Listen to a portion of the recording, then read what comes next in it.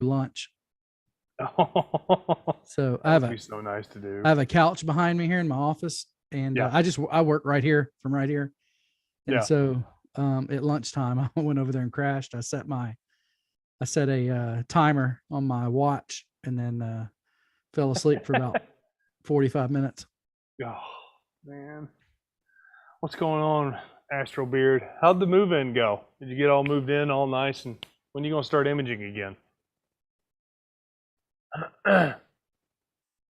Oh man, were they on there listening to the Stir and the Poop story? No. Okay. Now they're gonna wonder. Wait, now, what? Now, since you mention it, well, shoot. That's crazy. You got any plans this weekend? Me? Yeah. I might be building a gate. Gate? Yeah, we're getting ready to sell our house. Yeah. And we're moving to darker skies, and I got to replace the gates on both sides of my house. So I might be doing that this weekend. Now, is it I put a bid out for it. Hardware. The gate, like it's a cedar gate. Oh, but what I mean is it the hardware? Or is it the actual whole entire gate itself? I'm replacing the whole thing. Ugh. It's in rough shape. Okay. So we put a bid out for it, and it was ridiculous. Oh, I'm sure it was $5,000 plus. So yeah, it was crazy. So I was like, I went out and priced out the wood, the lumber, and everything. Oh, and I was like, I can do this myself. Couple $100. Yeah, a couple $100. Yeah, and it was in the thousands. So a couple hundred from that, and they wanted multiple thousands of dollars. Yeah, it's like, nah, I'm good. I'll figure it out on my own. Yeah. Can I help you, wonderful people that keep just popping in and out? Call you I was out on at TV, don't care. Yeah. I was at the home of John Hendricks, and John Hendricks is the CEO, founder of the Discovery Channel. Mm. And this guy's, big time into amateur astronomy. And we were installing a 16-inch, on his property, and he had moved into this area in Colorado and found that the local contractors were, he felt, gouging wealthy that lived in the area, just because they were wealthy. So it all starts out, and it's out with a gate. And what happens is that he wants to place this, or he wants to put in this brass gate that, like, some sort of design it. And like you said, Wade, it was going to cost thousands, many thousands of dollars to put this gate up there. So John had all these contractors working 1,000-acre facility there, and he just fired them all at once. Okay, they're building this multi-million-dollar home and everything, and he hires his own guys. He starts up his own contract company. Okay, and has it built for $800. This really elaborate gate. Yeah, right. Hey, Scott, we're hearing a lot of echo. Oh, yep. Or pausing. It's like you're in and out, cutting in and out. Yeah. Wade, are you hearing that, or is it just me? Yeah, we were having the max headroom talk a while ago. That's what that was about. Well, we're casting now, so we have to live with it. And Asher Beard says he hears it too. Okay. So it's not packet low. Well, we're just going to have to double iterate what we're talking about then.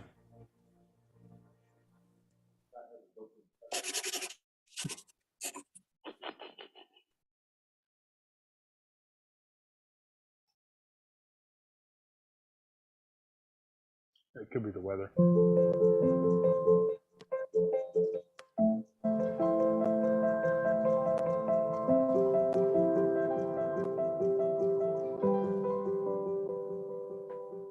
Well, the sun is the primary puzzle in the universe because it's the one star we can observe in detail.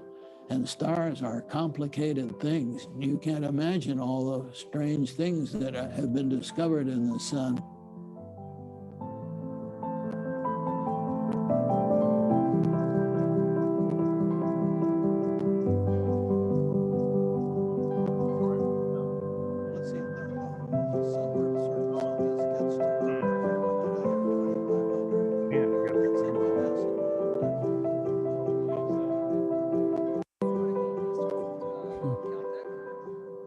It is my great honor, a few days before your 90th birthday, Gene, to announce that we're renaming the Solar Probe Plus spacecraft to be known from now on as the Parker Solar Probe.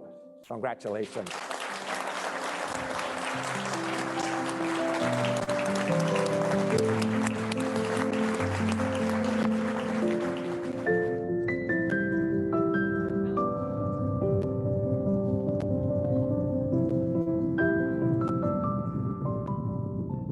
I was very moved by the fact that that spacecraft is going off into the night sky and he'll never come back. Have a space mission into an unknown place, you find remarkable things that you did not anticipate.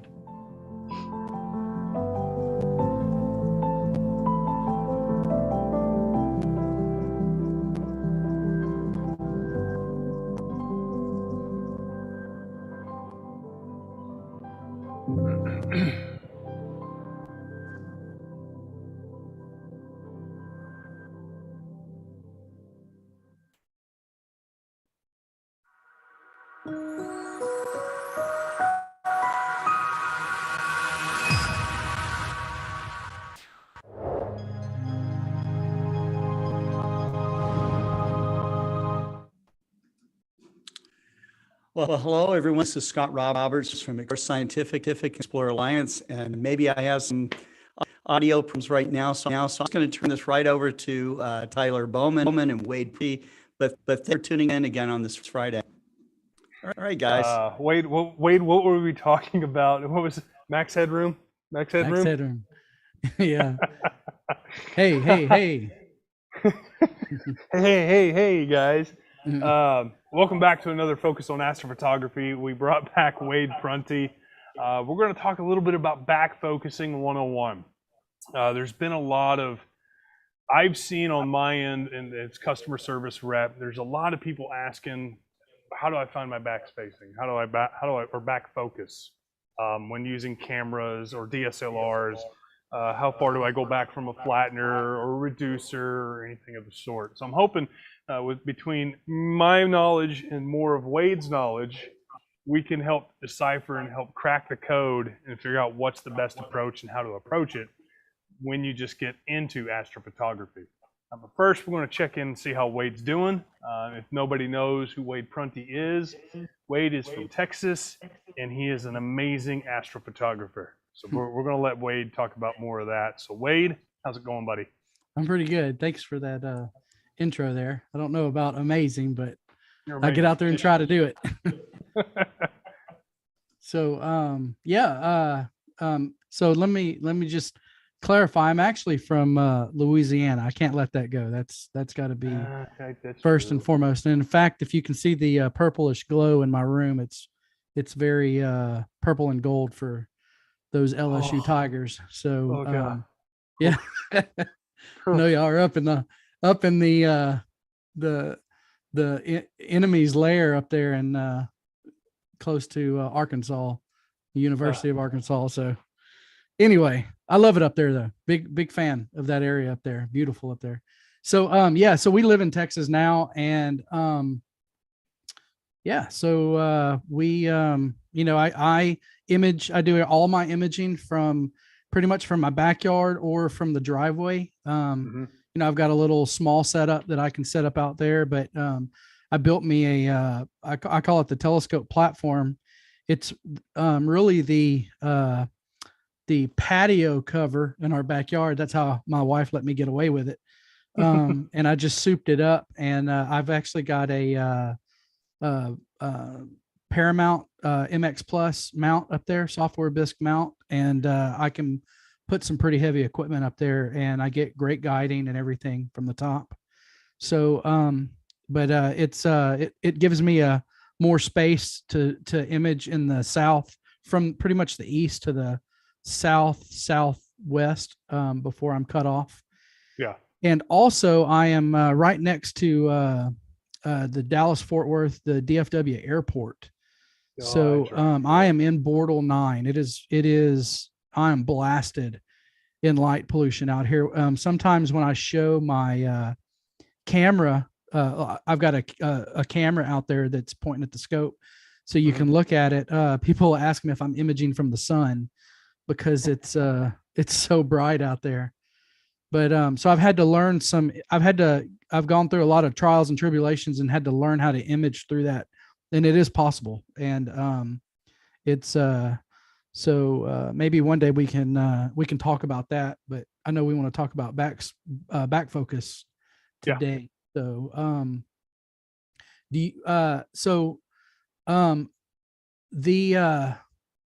when I first started, this was something that I did not get. I couldn't understand it. And just to let people know, I'm what's called a kinesthetic learner. I can learn a little bit from from hearing it, from auditory or visual, but I need to actually do it. Once I've done it, my brain locks it in and I understand it. And that's the way that I learn. So when I was reading and hearing people talk about Backfocus, it just was so confusing to me until I did it myself and figured out what's going on. And now, on Facebook, I keep up with a lot of the groups for astrophotography on Facebook, and a lot of the beginners in astrophotography have tons of questions about it. And there seems to be kind of a disconnect when people are talking about it versus people trying to help them. And I really sit down and try to take the time to help people when they do need help. And so hopefully we can do that today and help anybody out there that is, maybe even while we're talking about it, they go, oh, I didn't realize that. I was thinking of something else, or I'd heard it some other way. But so I'd like to just jump right in. Are we good with that? Jump in on talking about it? Yeah. Okay. Can you still hear me? We're having some technical issues. Yeah, I can hear you. Can y'all see me on the screen? Yeah, we can see you on the screen. It's just I'm frozen and good to go. So if you want to just screen share, that way it takes away from my hideous face, that'd be great. So so here, I think I'm up there. Yeah, now. Okay. There you go. So first thing is I want to I know some people over at OPT. I know y'all know some folks over at OPT, and they actually have what's called, if you go to their website, they have here, and I'm going to bring this up. If you go to their website, you can look up over here at the top. It's called Learn with OPT.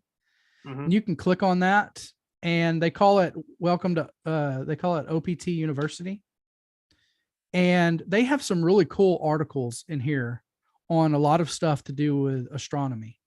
So we're talking about Backfocus. And I don't remember. Yeah, here we go. So if I just search Backfocus, there's an article that comes up here, how to set the correct backfocus of your telescope. And this is something that you can go to later after we've done this. You can kind of go back and read over. And this has some really good information in it. And what I want to start out is this right here. So whenever we're talking about Backfocus, we are talking about where light comes into focus, right? So if you have, if you have a single element, one of the light channels, RGB, they're going to be at a different, they're going to come out at a different focal plane. And so we've got doublets that help that, right? Explore Scientific sells doublets. that do a really good job with 2, almost 3. I think your doublets still get pretty close, but they're not quite right with to bring all 3 of them in focus. But then when you get to your triplets, that's when your light, there's 3 optics. That's when it bends all 3 of those lights at the correct angle for them to all come in at a single focal plane. So that is where, so depending on the telescope or the last optic, like your corrector or a flattener, that optic is going to bend that final light to a focal plane. And that's what you need to know. You need to find out, hey, where is that focal plane at? Now, I want to go to another site here and show you something, because I think a lot of us have done this. So here we are at ZWO's website, and I'm a ZWO camera user, so that's why I'm here.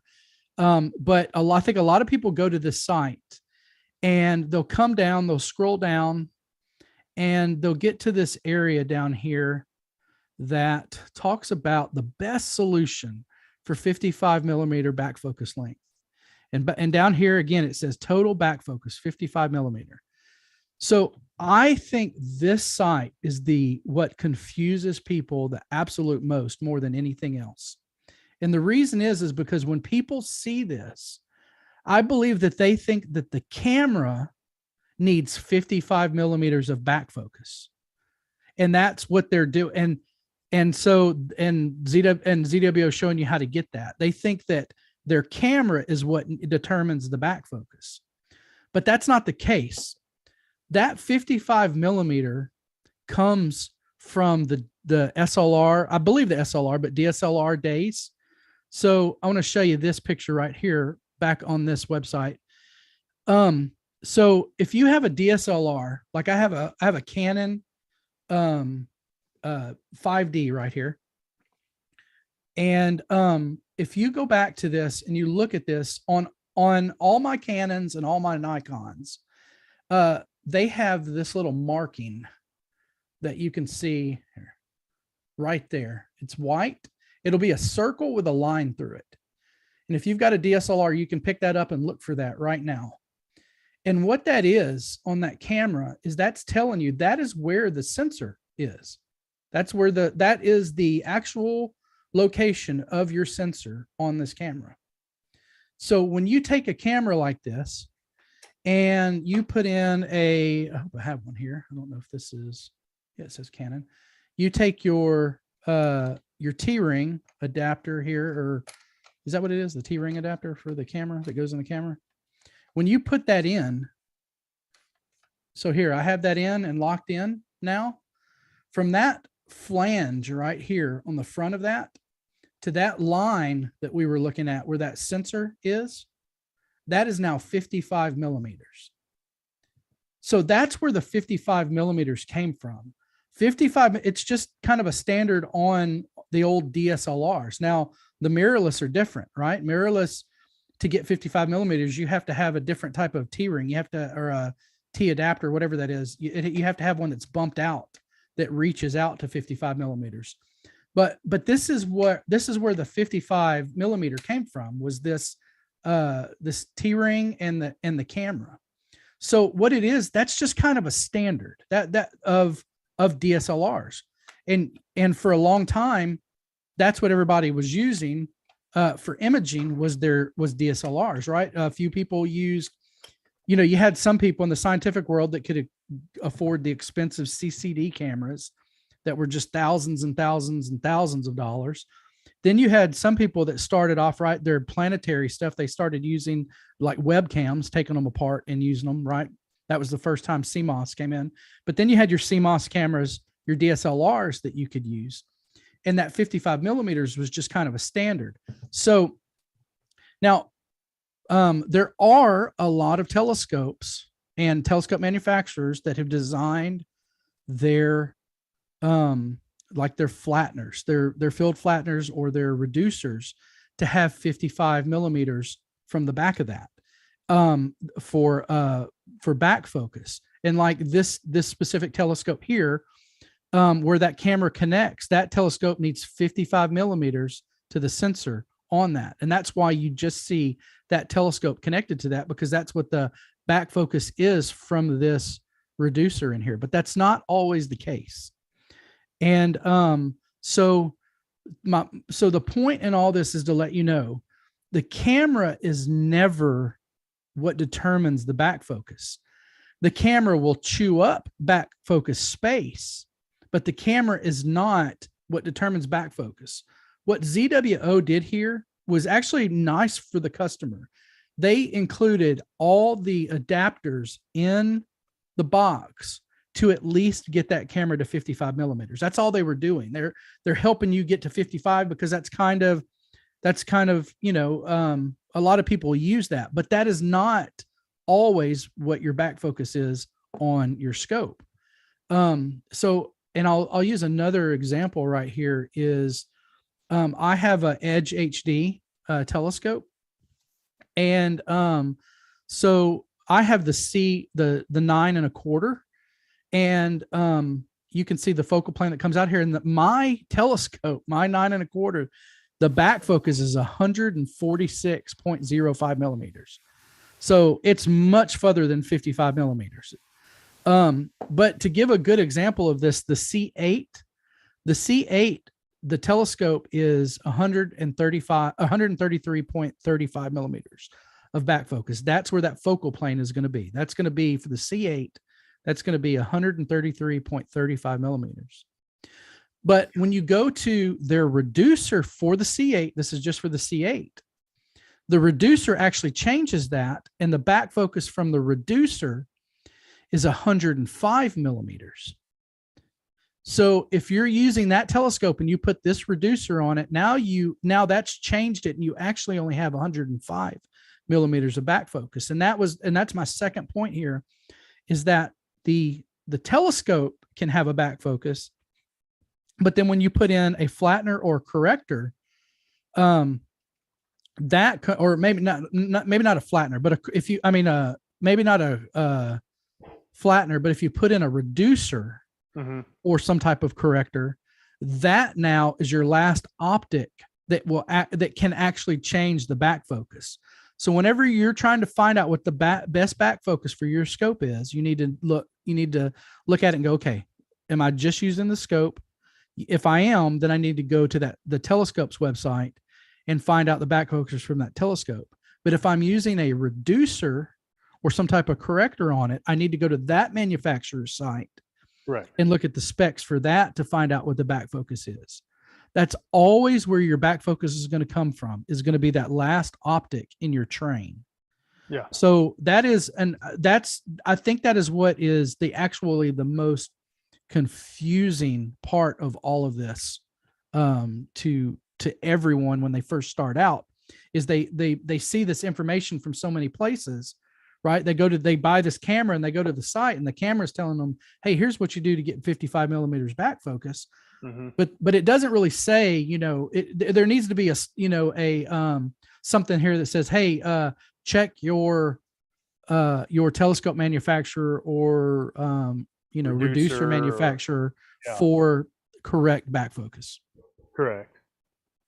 I mean, that's the thing, is it's just general. It becomes general knowledge, because like you said, on the DSLR, they fed off of what it was shown with DSLRs. They're just 55, and most camera manufacturers now are just going off of that. Right. Like our reducer, or 0.7 reducers, depending on what scope you put it on, changes that back focus. Yep.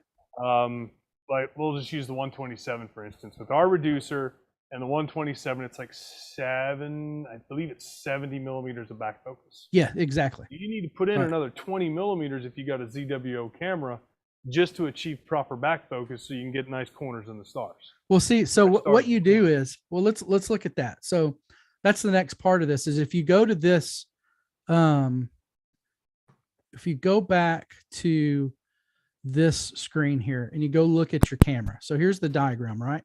Yeah. So this is kind of the next place that I want to go to, is We also got a couple questions too. Okay, let's go with questions. Yeah, if you want to, let's see. Chris Larson is having trouble with his back focus with his 8-inch Meade ACF. Scott may have to help us with the ACF because I'm not sure what that is. And is a Canon 1000D. Any suggestions offhand? Scott, what is the 8-inch Meade ACF? Scott. Yeah, I just had myself muted. So you know the back focus of a Meade ACF telescope? No, Chris Larson's having trouble with the back focus on the Meade 8-inch ACF. Well, let's just say one thing about the lens itself. Okay, as you're moving, you move the primary mirror in cast grain. That's how they focus, by moving the mirror. Okay, you are changing the infinity focus position as it comes out back of the scope. First off, think of telescopes as telephoto lenses for cameras. Okay, the light passes the image forming lens. It then comes to a focus out the back. Now, how long the barrel is that holds all the optics and stuff. This is just the spacing. Okay, all right. Schmidt-Cassegrain grain, when you change the spacing from the primary to the secondary, you're actually pushing the infinity focus position forward back. Okay, this is what allows Schmidt-Cassegrain to use so many different types of accessories. It works on Barlow lenses. It works on telegenders. It works on eyepiece projection devices. It works for a spectrograph. You can use a Schmidt-Cassegrain as a near focus macro lens. Okay, which it used to sell Meade Schmidt-Cassegrain to Lawrence Livermore Labs just for this reason. At something that was like radioactive, they needed to be a far distant way, but see it really up close. Okay, so the moving mirror is going to change. There is no specific fixed distance, okay, on that scope, yes, on a Schmidt-Cassegrain telescope, because the primary mirror moves. Now, if you lock the primary mirror in a middle position, for example, and then you added a rack and focuser to that, okay, now you can start to determine where the optimum spacing is. And I frankly get exactly what the opt spacing is to be, but you can look it up on the internet. It's known information. It's been out there for a long time. But as you pointed out, let's listen to your description, Wade, and the confusion that people run in with back focus. I think that people think that, okay, if I add just a different camera, not a focal reducer or flattener, but just another camera. Okay. Somehow this back focus distance, or the distance the light travels to focus, somehow changes. It gets longer or shorter. Okay.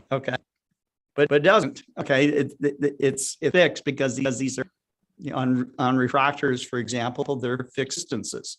Okay. That's why it's the focal length of a lens. And so, I would say that for the optimum position, the primary mirror, that is known information. You can probably find it by asking somebody on nights, or by collecting Meade instruments. They should know that number. I've been for Meade for so long now that I forget what the number is. Okay, but there is a position where the spacing is at its optimum. Is right. They actually designed the optical set, okay, for the best position, and this is where you have the best center to edge performance of a Schmidt-Cassegrain. Throw on a focal reducer, though. Okay, it's the reducer. And now that distance to where the images hit the infinity focus, is now shorter, or really shorter. Okay, so and so this is where people got very, very concerned about back focus, and they started adding field flatteners or focusers. Yeah. You know, because you're changing up the focal length a little bit. It looks like the optimal back focus on a Meade 8-inch is 110 millimeters. Okay. So that's on back. that's on a post on cloudy nights. So yeah, so you're so I believe with a Schmidt-Cassegrain, if you're not using a corrector or a reducer on that, you still will, your focus point, you can get focused at many different points in that, right? As you move that mirror back and forth, just like Scott was saying. Yep. But you'll notice, I believe you'll notice the further you get out, you won't have those round stars from edge to edge. Now in an uncorrected Schmidt-Cassegrain, you're not going to have that anyway, right? But there's still an optimal place for that focus to be at. And what you want to do is do the math and come up with whatever that is, which it looks like that's about 110 millimeters. And now do the math to make sure that your sensor is going to sit at 110 millimeters from the end of the flange, right, on that Schmidt-Cassegrain.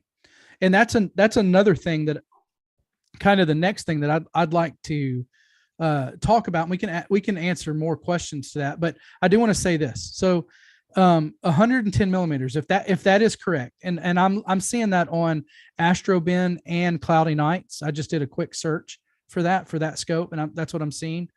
If that's correct, basically what you want to do is take that 110 millimeters as your starting point, and then you want to start subtracting from that with all your gear. So if you're using a DSLR with a T-ring, T adapter, or whatever on it, that's going to take up, that should, if it's a DSLR, if it's not a mirrorless, if it's a DSLR, it's going to take up 55 millimeters. So you're going to subtract 55 millimeters from that 110. Yep. And that's what you've got left to put in maybe an OAG or a filter wheel or filter drawer, or anything like that. So that's how you do that. And what I want to, the next thing to add to that is that what I wanted to talk about next is, I think most of us have one of these in our tool bag when we're doing astrophotography. It's one of the first, get one. Yeah, that's one of the first things I did was buy one of these. But and these are extremely important. But I would actually argue first you need to set that down. Don't even think about that at first. The first thing you want to do is make sure that you can add and subtract. If you can do that, now I'm from Louisiana, that's why I got to stipulate that. Got to make sure you can add and subtract. And the first thing you want to do is you actually want to go to the specs of all your gear, and you want to write down the actual, the thickness of those, of the, whatever you're using, whatever, like I said, OAG or maybe it's a rotator or a filter wheel or filter drawer, whatever. You want to write all that down and notate that somewhere in your notes. Hey, this filter drawer is this thick. This filter wheel is this thick. This OAG is this thick. That way you can grab that. So now when you're looking, again, we're talking about 110 millimeters. Instead of going out there and trying to use this to get to 110 millimeters first, add up your gear. Yep. And use the actual specifics that the companies are giving you. Like when we go back to the ASI here, now, Wade, what did you hold up there, just in case nobody's? Oh, that's a caliper. I should have said that. Yeah. My bad. It's a caliper. It's just, I got this for $10 on Amazon, just digital caliper. So, but if we go here to the camera, this is what I wanted to show you right here. If y'all can see my mouse on the screen, you can see this is the CMOS sensor in this camera. And at the top here is the tilt plate that is on. This is the 2600. It comes with a tilt plate. So whenever you get the camera, the tilt plate is already, the tilt adapter plate is already on there. So this is that camera as shipped. Now you can take that tilt plate off there, and they actually show you that plate is 5 millimeters in thickness. But if you're going to keep that tilt plate on it, if you're not going to take it off, from the sensor to the top of that is 17.5 millimeters. So let's go back to that 110 millimeters we were talking about. So we know we have 110 millimeters to work with. Well, now we're going to subtract 17.5 because that's what the camera is using. So we subtract that. Then we want to go again to our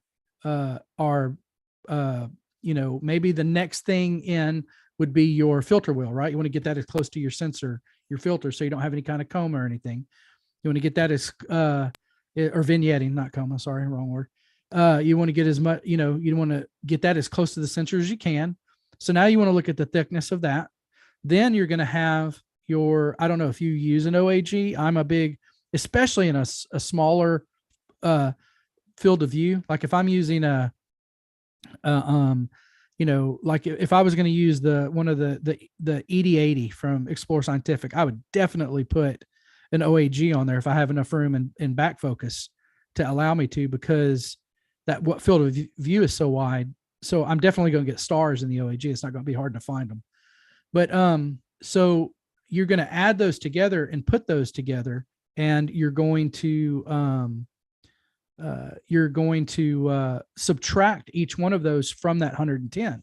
So if you get all your gear on, and let's just say, let's say that, you've got 17.5, you've got 20 for, let's just say the OAG is 20, the filter wheel is 20. So that's 40.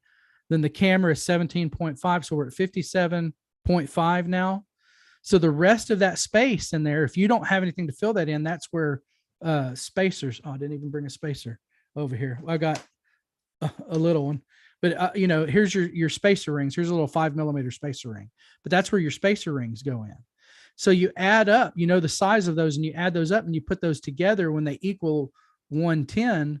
Well, you should be good at that. Now you can use, at that point, you can come in and use one of these and measure that to see if if you're, how good and accurate that is. But one of the things to be careful of is, here is a 2600 right here. We know that the sensor's 17.5. This one has the tilt adapter off. So that means it's going to be 12.5 millimeters from the front of the camera now. Well, that 12.5 millimeters, the one thing is, remember on the DSLR showed you that they had a marking that showed you where the sensor is. The thing that drives me nuts on these is they don't do that. There's no marking on here that tells you where the sensor is. The closest thing that I can figure, that gets close is there's this, I don't know how you say that, the thing that dries the air, dries up, pulls the moisture out. Those little beads that you get in a package that they tell you do not eat. Make sure you don't eat them. That keeps whatever you're buying dry. They have a system for that in here, and it's a little bubble on the side.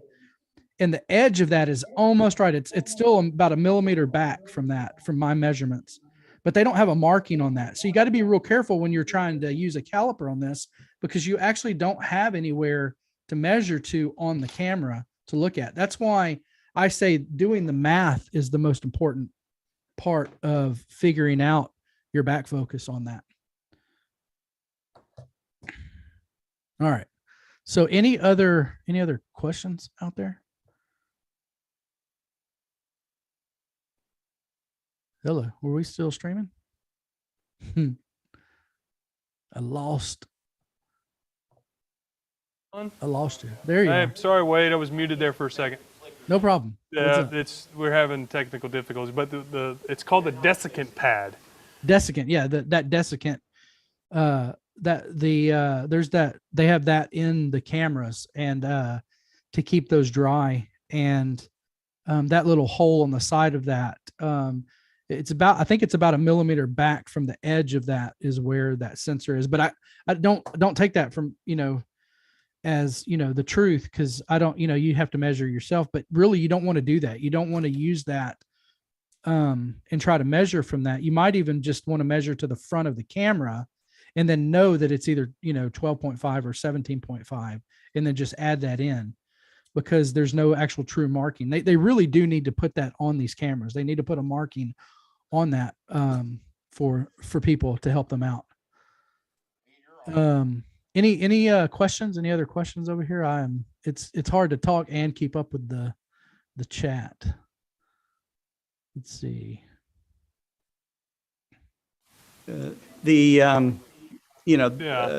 Just, I think we're starting to get. Yeah, go ahead, Scott. I just think that people are starting to understand what backfocus is all about at the point. The only tricky one is really a Cassegrain telescope with a moving mirror. Right. And like you said, though, Scott, like you said with that can change with that mirror moving, but they actually designed that scope to be at perfect focus at a certain point. That's right. So that's why you need to. When they did the optical design, I was there when they did the ACF, and so I got to see the ZMAX, optical design parameters for the scope, and you see where it's optimized at, Right. So, and if that is somebody figured out though, if you set it where, infinity focus hits 110 millimeters behind the back thread, then that actually sounds right to me. So. I've got somebody asked about Barlow on here. And so I've got a funny story about a Barlow. So I've got a PowerMate, a 4x PowerMate from Teleview, and I bought it when I first started, and I bought it for my 9 1/4. So my 9 1/4 is 2350 millimeter focal length, and I thought, one of my favorite things to look at is the Sombrero Galaxy. And when you use that telescope, the Sombrero Galaxy is still kind of small. And so I thought, being new to this, I thought, man, I'm gonna buy this 4x PowerMate and I'm gonna throw it on this 2350 millimeter telescope, and I'm gonna get this amazing view of the Sombrero Galaxy. Yeah. So I'm going from 2350 to 9,000 millimeter focal length. And I don't know if you've ever tried to find something at 9,000 millimeters of focal length, but I was not successful. It's not easy. One night, it took me about 6 hours, and I finally found the moon in it. I had been searching for the moon for about 6 hours trying to get it in the center of that. It was, you were different eyepiece, go low power, and then once you get it something centered, then I just advise people, and Barlows are great tools to use because, especially a low power eyepiece with all that long eye relief, still is the same, so even as increasing power with it. The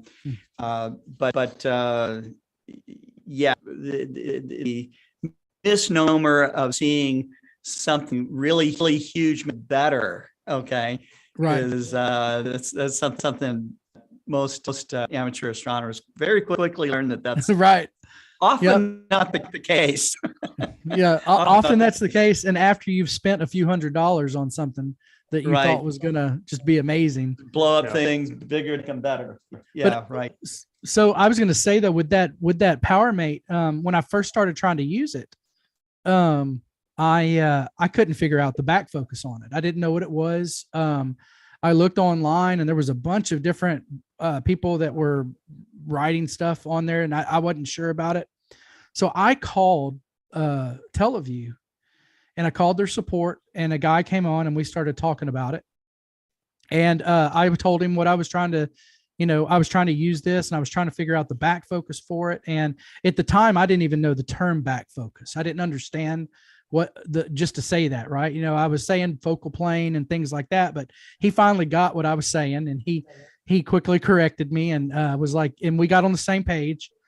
And he told me, he was like, yeah, it should be I think it's 55 millimeters. You should be good at 55 millimeters. And I was like, okay, that just didn't seem to work last time, but okay, I'll go try it. And he said, but he didn't answer. What he didn't answer for you is negative focal length of a Barlow. Okay. And those are known factors.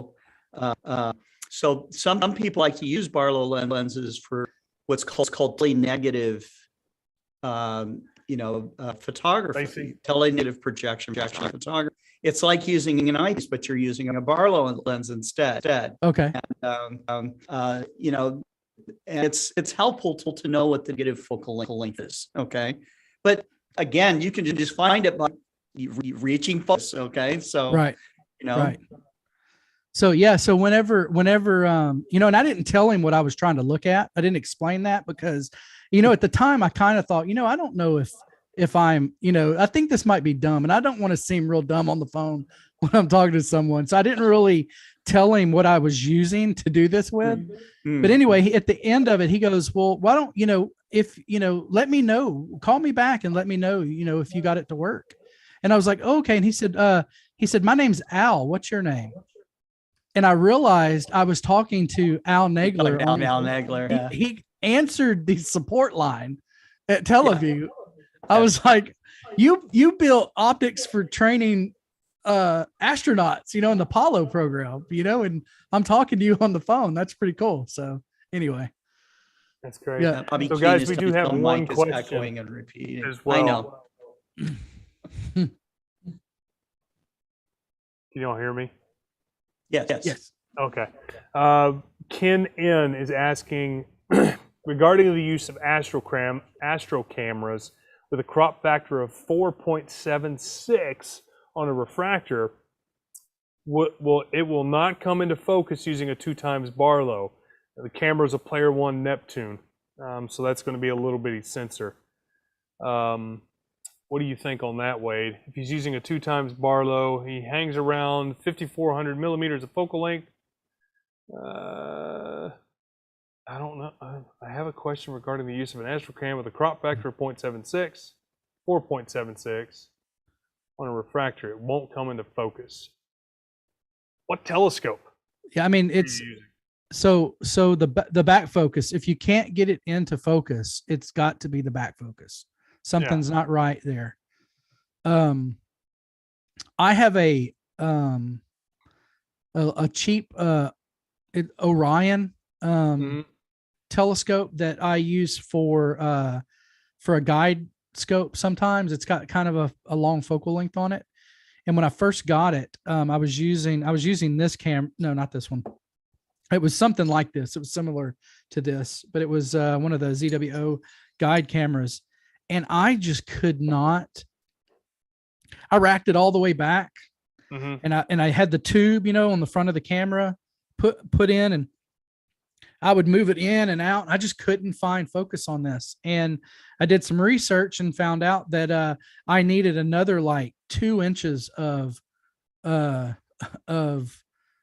spacers to get my camera far enough. I mean that camera sits back like, it's scared of the telescope, like it's like, I ain't getting no closer than this. I mean, it just sits so far back from that thing to finally find focus on it. But so he's using an ED-102. So if he's using a 2x Barlow, I would think he probably needs to get another spacer or extension tube to bring it back farther to get into focus, maybe. What kind of Barlow is he using? He hasn't said yet.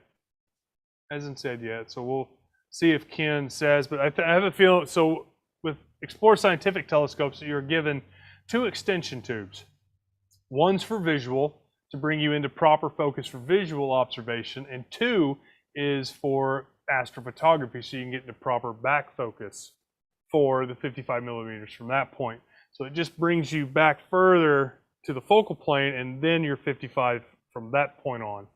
So Ken, if depending on what Barlow you're using, what version of the ED102, because I've seen older versions of our ED80, and Wade, you may have seen this too, where it seems like it's a mile long extension tubes just racked back and forth, and there's a camera, like you said, it's just trying to get away from that telescope as far as it can. So yeah, once Ken answers which ones, we can help better determine. So he says it's an all-star Barlow. Never heard of them. I mean, a Barlow's a Barlow though, so it does. Well, I was looking for I didn't know if it was a Barlow or a PowerMate, because I know they're a little bit different, but here, let's see. Scott just.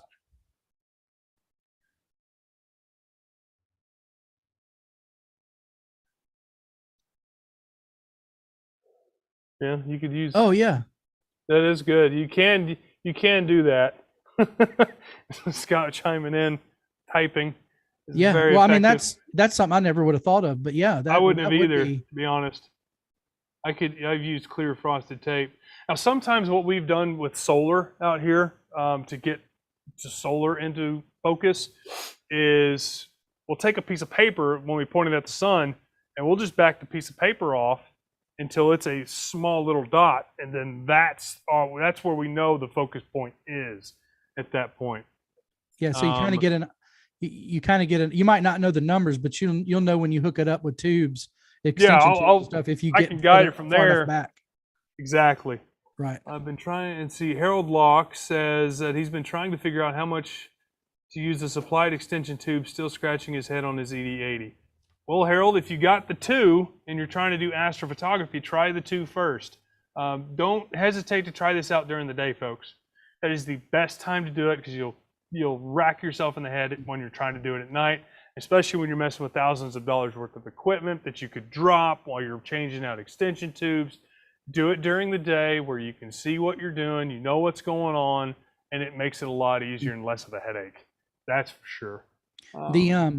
When over the summer I did that camp with those kids, and we used one of y'all's ED102s, the CF ED102 CF, I think is what it's called. Yep. And that one took 2 tubes, and then it's still 2 of the tubes that y'all, and then it's still, I had to rack out about halfway maybe with that to get out to focus. Yeah. So and I wasn't, I had that was a little interesting for me. That was really the first time I had sat there and used done that with with a refractor. I wasn't the only refractor that I had used before that had a built-in reducer. So I didn't have to deal. I knew exactly where it needed to go. Right. And so it was kind of interesting. But once I saw it and I used, and I was like, oh, okay, well, here we go. And it kind of helped me, now I'm a little better, I understand what I'm doing a little better with that now. Mm-hmm. But it on that one, it took me 2 tubes and then about halfway out on the focuser. Yeah, that's the beauty thing about daytime. When you're testing equipment, it's always best to always do it during the day. Yeah. Luckily for where I'm at, there's a water tower that's 5 to 6 miles away from the house. Yeah. You don't have to go that far, but it just gives me a focal point to look at that I can either mess with 1 extension tubes to 4 extension tubes, especially when you're messing with an SCT. It requires so much that you'd be surprised how much it actually requires, and the distance that you need to look for is helpful if you got something miles and miles and miles out. I use the tails of 747s out at the airport. Oh, that'd be perfect. That'd be perfect. So that's pretty cool. That's what especially if I'm lining up if I'm lining up a finder scope with my telescope. Yeah, same thing. That's what I do. That's a big thing, and always do that during the day as well. Right. You may think you're on the moon, with the actual the right angle finder, then you get in your eyepiece, nowhere near close. No, yep. Then you're going to be really scratching your head then. And I'm telling you, it is it's a time-saving method to do it during the day, get everything set up. That way you'll have a successful night, either imaging or doing visual astronomy. Wade, we're going to have to definitely get you back on here again because we didn't get to see any of your beautiful pictures. It's already, I'm telling you, we get on a topic and it already blows by. Yeah, well, this is the fun part of it right here. So Ken actually replied. He said, "It's my first refractor, so I'm doing a ton of testing." So he's using a Neptune camera. So his overall length is 712.52. I thought 102s were 714. Pretty sure they're 7. Yeah, I think they're 714. Yeah, they're 714. The EDs are. Yeah, the EDs are 714. So well, Ken, what you can do, go ahead.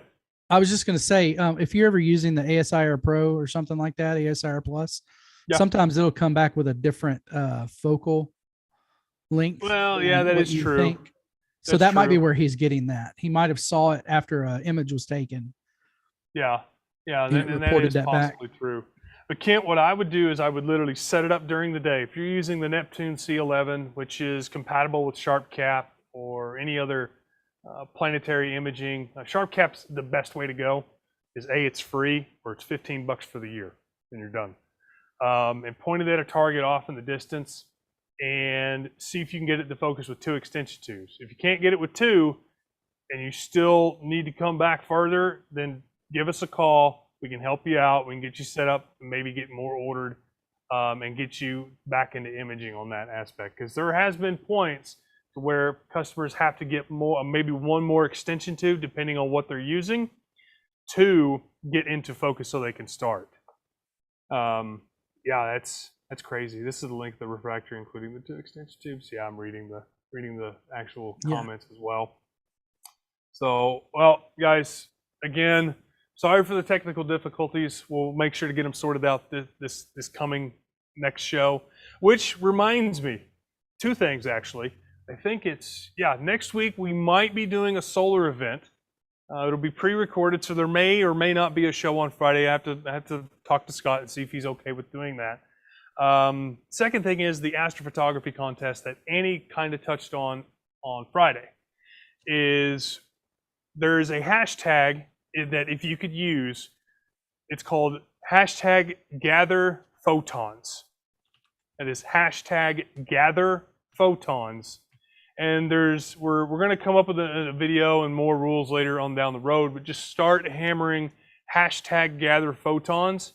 And I want to use that specific hashtag to follow throughout this whole process, because that's what we do, is we gather photons. We gather photons of the light.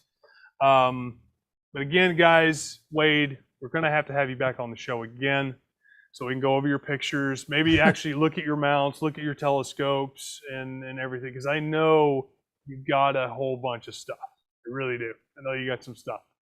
But again, guys, thanks for tuning in for Focus on Astrophotography. My name is Tyler. That's Wade. We hope you guys have clear skies, and also keep looking up.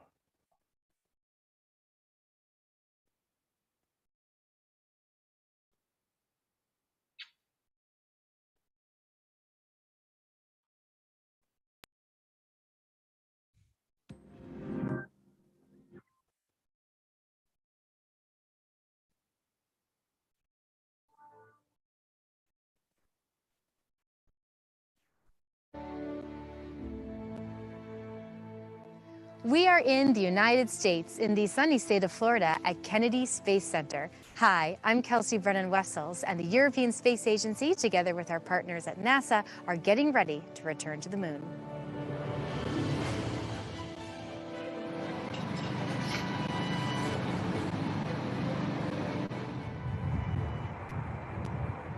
ESA is playing a key role in NASA's Artemis program, which will bring astronauts back to the moon. The European Service Module, or ESM, will provide propulsion, power, and thermal control for the Orion spacecraft. When the first Artemis mission launches on an SLS rocket this year, ESM-1 will guide an empty spacecraft into orbit around the moon in a test of what's to come. There are countless steps in this journey to the moon, but one of the major moves before launch is getting the hardware from the Vehicle Assembly Building to Launch Pad 39B.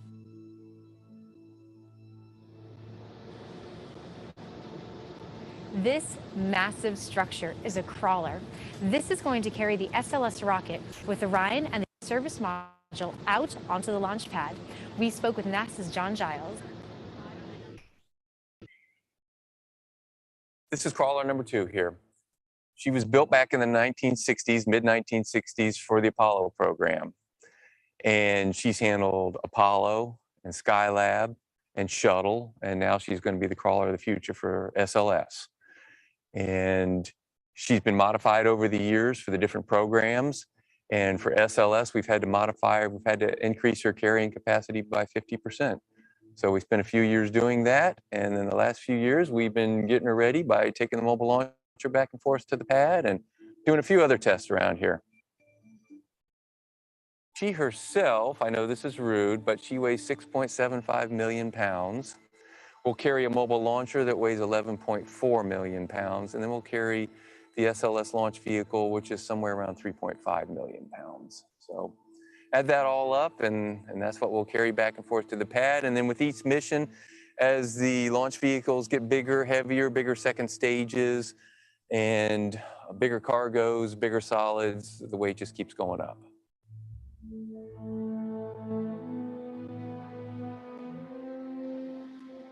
Our speed to take SLS to the pad is going to be 0.83 miles an hour. That's the speed they determine will give the rocket the ride. The distance from the Vehicle Assembly Building to Launch Pad 39B is about 4.2 miles, or 6.75 kilometers. So for Artemis, we're looking at a minimum 5-hour trip to the launch pad. People don't realize it, but what we're carrying does move around a lot. So those gel cylinders we have the great task of keeping everything level. We actually have engineers that are trained to keep it level, and then we have a system that also works to keep it level. So as we roll to the pad in the middle of the night, we'll get there, take us about 8 hours. We'll roll up the pad slope, we'll drop it off, and we will roll back down to the bottom of the hill. And that's where we'll sit, right outside the gate, and they'll start performing tests. And we'll stay there for as long as they need us to. And it's usually until a day or two before launch, until they know everything's in great shape and they're ready to launch. Then we'll roll back to what's called the SS Park site, and we'll stay there. And so if they need us for anything, it's just a few-hour ride to get back to the pad. As John mentioned, the crawler has a history in transporting lunar missions, but adaptations were needed to prepare for this one. They were originally designed for 12 million pounds. The required LS was 18 million pounds, so it's a 50% increase. Each corner, we call them a truck. So the truck consists of 2 of these tread belts, 57 shoes each. Each shoe weighs over 2,000 pounds, and they roll across 11 very large roller bearings underneath that we replaced when we modded this. So we made them bigger and stronger so they could handle the extra weight. Right behind here, we have a gearbox. There's 16 of them on the crawler. They were all rebuilt. All the bearings were replaced in them. This structure right here is actually hollow inside. We had to go in there and weld a bunch more steel in there to strengthen that. And then that is connected to the chassis by 4 very large hydraulic cylinders that we call gels. Stands for jacking, equalization, and leveling. Each one of these trucks can turn. We can rotate them. They have 4 steering cylinders that rotates them. They can turn. We try to keep it within 6 degrees. And then we need that turning radius so we can get around the turns from here to the VAB and out to the pad. We're looking down at one of the trucks. You see one of the big steering arms. You see all the electrical cabling that goes into the motors that turn the gearboxes and propel us. And then this large thing right here is a steering cylinder. There's 4 of those attached to each truck. Each truck weighs 1 million pounds. So that's what 4 of these large cylinders to turn it. And then right behind us here, we have 2 of the jacking, equalization, and leveling cylinders. These are very large hydraulic cylinders. They go down all the way into the base of the truck. They're, I believe, I want to say 20 feet deep, and they can extend up to 26 feet. There's 4 of these on each corner, and they're bigger than the original ones, so they can handle the extra weight. So inside here, you have one of the cabs where the drivers will be. There'll be at least 2 in there. One is actually driving, and one is sitting in the sort of the co-pilot's chair.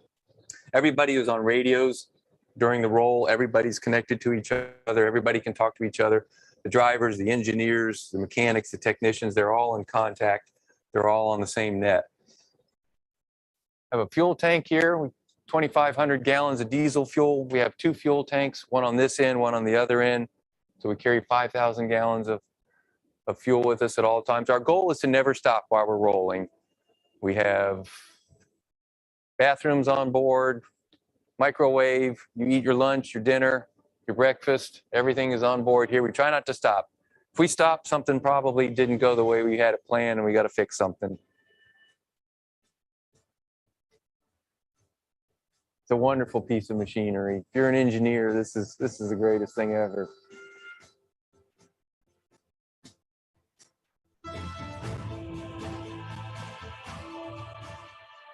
For more about ESA and Europe's push to the moon, you can visit our website at www.esa.int. I'm Kelsey Brennan-Wessels. Have a great day.